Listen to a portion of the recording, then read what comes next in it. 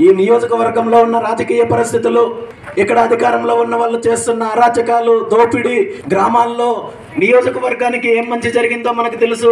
నియోజకవర్గంలో ఎలాంటి అరాచకాలు జరిగాయో తెలుసు. ఎలాంటి గూండాయిజము, రౌడీయిజము, భూ కబ్జాలు, దాంతోపాటు ఈ నియోజకవర్గంలో రైతులకు కానీ, యువతకు కానీ, మహిళలకు కానీ ఏ ఒక్కరికైనా మంచి జరిగిందా అనేది ఈరోజు నియోజకవర్గం ప్రజలందరూ కూడా ఆలోచించాలి. రైతులు సరైన పంటలు పండించుకునే అవకాశం లేదు. ఈరోజు మన నియోజకవర్గం మీదగానే అంద్రీనవా లాంటి కాలువలు వెళ్తున్నా కనీసం ఒక్క చుక్కను రైతులకు అందించే కార్యక్రమం చేయకపోయినా వీళ్ళు రాజకీయ లబ్ధి కోసము ఎక్కడో ఉన్న కుప్పంలో నీళ్ళు ఇవ్వడానికి మాత్రము ఈ రెండు పార్టీలు పోటీ పడుతున్నాయి. కానీ మరి పుంగనూరు నియోజకవర్గం ఏం పాపం చేసింది? పుంగనూరు నియోజకవర్గం రైతులు ఏం పాపం చేశారు? ఇదే పుంగనూరు నియోజకవర్గం రైతులను ఉపయోగించుకొని నీటిపారుదల ప్రాజెక్టులు కడతామని చెప్పి వేల కోట్ల రూపాయలు దోపిడీ చేసే కార్యక్రమం చేశారు తప్ప నిజమైన లబ్ధి చేకూర్చే కార్యక్రమము ఏ ఒక్కటి చెయ్యలేదు.